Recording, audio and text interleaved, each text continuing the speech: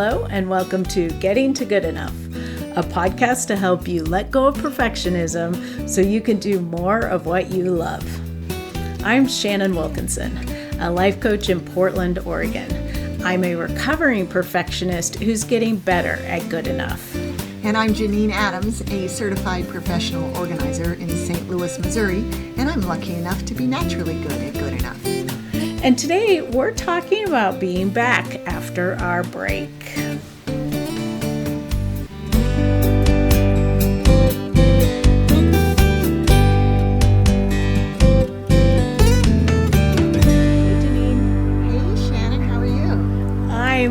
Really great because we're talking again. Yeah, I missed you. I missed you too. That was crazy to have, I don't know how many weeks, 5 weeks in a row we didn't speak with our voices.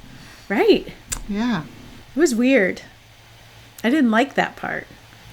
Right. I know. Me neither. I felt really out of touch with what was going on in your life. Yeah. Yeah, it was that was not my favorite part of taking a break. What was your favorite part of taking a break? Well, it's sort of mixed, really, for me. It was nice, particularly in the month of December, to not have the regular responsibilities that publishing a weekly podcast has, so that I could take that time and use it for other things. Mm-hmm. But I really missed the rhythm of it. Yeah, it was like an anchor was pulled up. Yeah. And December felt like a really long month to me. Like Thanksgiving feels like ages ago. It does. Yeah. And, it really does. And I wonder if one of the reasons it was that it felt so long was that we didn't have that rhythm, as you say, Yeah, it was interesting. I did feel a little bit untethered. Mm-hmm. I think had it been a month, any other month than December, it would have felt really uncomfortable to me. But because it was December, you could use the extra time, and so it was okay? Yeah. Yeah. I just was glad I knew when we were coming back. Right. If it had been uncertain, that would have felt really bad. Yes. And I did look forward to today. Yeah, me too. It made me think of COVID, the lockdown back in the spring of 2020, and one of the most, well, really, I was going to say one of the worst things about it was we didn't know how long it was going to last. Oh, look. Yeah, still don't. I know, right? Exactly. That's right. I mean, things are slightly more normal, but we still don't. Exactly. So at least with our little break from recording and publishing the podcast, there was a certain freedom around that was welcome. Yeah, and I think that was really valuable. But the other thing I noticed, beyond feeling sort of untethered or not having that anchor rhythm of all of the things that go with putting out the podcast, is that I really am an out of sight, out of mind person. So are you saying you weren't even thinking about the podcast? Not a lot. Me neither, actually. But I knew it was my responsibility to post last week's episode. Mm-hmm. So that was top. I thought of it, that, because it was hanging over my head. I would think of it a lot. Right. And then I broke the website doing it. So. It's all fixed now, though. Yeah. But for anyone who tried to head over to gettingtogoodenough.com, beginning of last week, it was down for a day or two. Right. Tuesday to Thursday, I think. Yeah. Yeah.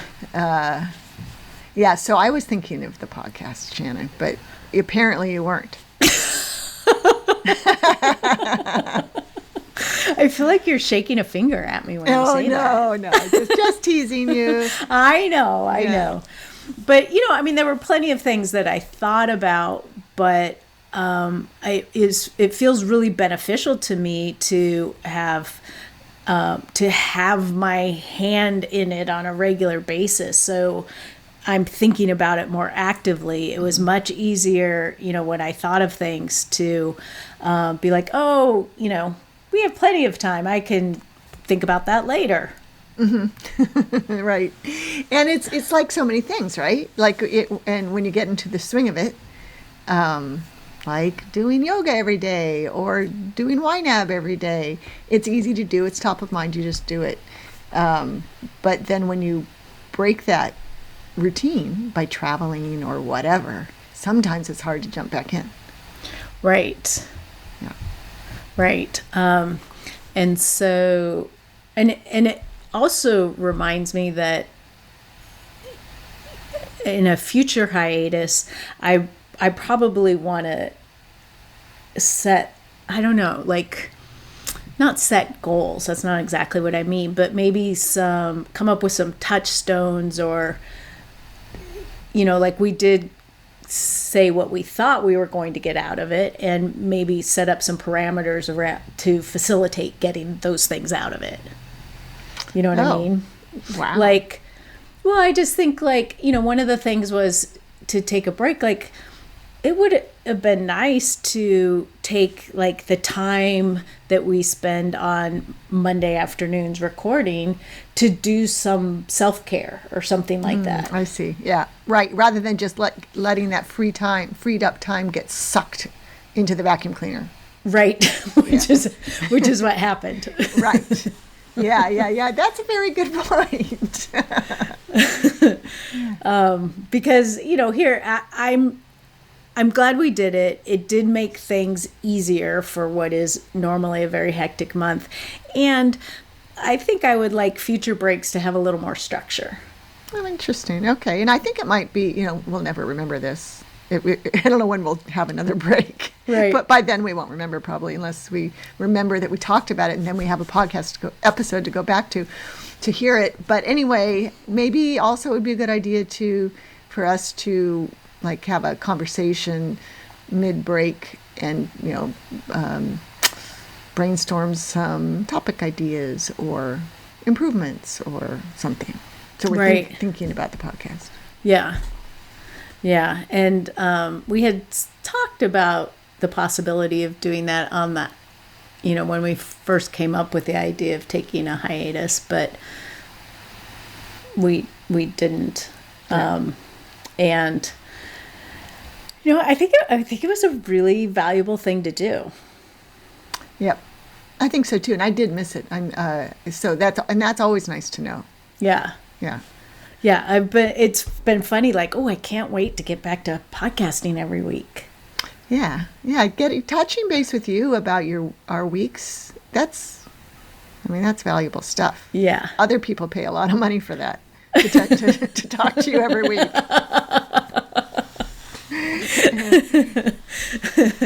Yeah. But it is, there's that part of it, just like the social part of staying in touch with you. And but it's not just social. I'm sorry to interrupt, but I didn't actually mean it from a social standpoint at all. I really did mean that there's always wisdom and learning and growing that comes out of our conversations, I feel. I get you. Yeah. I always get something out of it. Yeah. Right. Yeah. But what I interrupted you. You were going to say, in addition to the social aspects.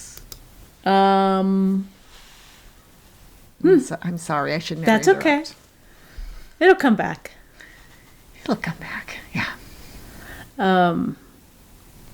But I think maybe where I was headed with that was that I like how this sort of anchors the week. Mm-hmm. And the passage of time. And as we've all learned during this pandemic, that the passage of time is wonky. Yeah, isn't it though? Right. Yeah. And so having these regular things that kind of anchor you to a day of the week, to, the passing of weeks is really useful. Mm-hmm. Yeah. And so, right, when we record on Mondays typically, but each of us has a task that has to happen, an additional task that has to happen before Thursday, right? So we really kind of have to pay attention to the day of the week or Yeah. we get messed up. Right. And as has happened once or twice. Yeah. And I spent the month of December never knowing what day it was. Yeah. Oh. Did you work with clients in December? I did. So, I mean, but then I took off the week between Christmas and New Year's, and then that was all bets off. I never knew what day it was. Yeah. Yeah. That was something about a Saturday Christmas and Saturday New Year's, making it a full, work week off like that. It was it was impossible to know the day of the week. If I didn't have an Apple Watch that told me, I don't know. That's what I had to look at. It's like, oh, it's, whatever. And it says it right on there. Yeah. It's Monday, January 3rd. Thank you. Yeah, I can't even believe it's only January 3rd. Already I feel like it's Monday, January 3rd. And I'm like, I've had a full, I've got a lot done today. I've several bingos on my bingo board for my tasks, but it just feels like we should be halfway through January by now. I don't know why. What is going on with the time-space continuum? Yeah, it is. Yeah. It's wacky. Totally wacky. One of the other things that I think is interesting is having that break and then sort of looking forward to coming back to this. I think it's a good opportunity to take a look at how we were doing things and really purposefully choose if we want to continue doing things that way or if we want to make a change. Like, when you take a break like that, it gives you enough space that you can look at it a little bit more objectively. If you think about it. Right. During the break. Well, I mean, even just now saying, now that we've had that, like we have this routine where we record on Mondays, we have these tasks that we do between now and Thursday. And, do we want to keep doing that or do we want to create a different rhythm to our week? Wow. And my mind just said, no, don't change it. But but you're right. It does provide that opportunity, a sort of natural time to make a change. And the calendar kind of does that, right? I mean, right. Now's the time when I think about if I'm going to change my organizing rates. It happens now. Or what have you, like various systems. Well, and I'll just say, we don't have to decide anything, but we did record on different days, in the last month or two that we were recording, and we kind of enjoyed it. Oh, I don't remember that. I believe you, though. Yeah. It doesn't matter. I just like having an idea of when it's a regular day is a good thing. Although absolutely. Apparently we enjoy doing it other days of the week too. Yeah. Well, we just accommodating schedules. Right. But so I think it's, and you can do that anytime. Obviously, you can take a moment to kind of assess where you're at and then make a choice. Like, do I want to continue this way, or is there some way I want to make a change that would be useful or interesting even? Like, what might we change and how long would we like to experiment with that? Mm-hmm. Well, and we did that by taking a break, didn't we? We did. Yeah. A well-deserved break after however many episodes those were. 180 something episodes. Right. Yeah. Yeah. Well, it's nice to be back, and it's nice to be talking to you, and we can revitalize our topics list because I can't remember what we've talked about. So everything feels new.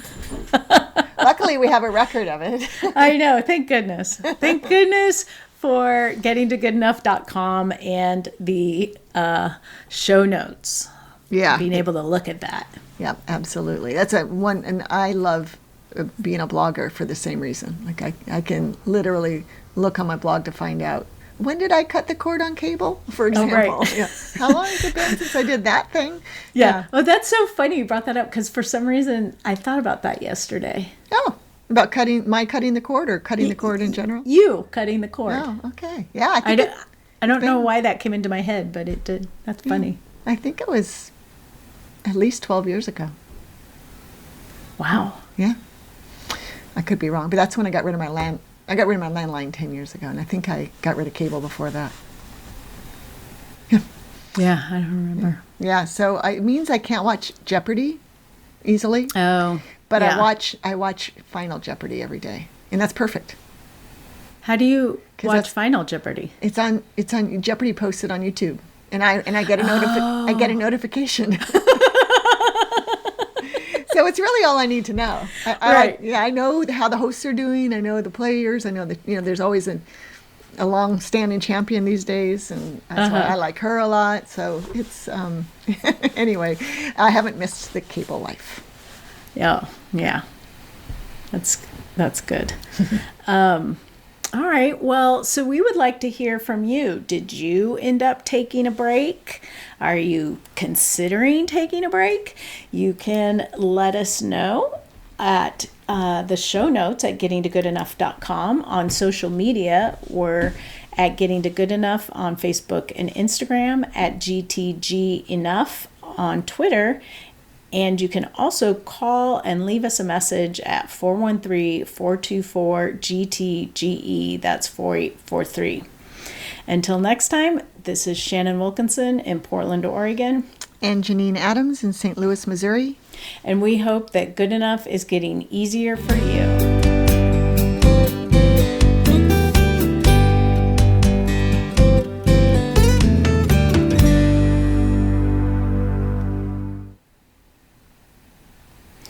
This is the highlight of my 2022 so far.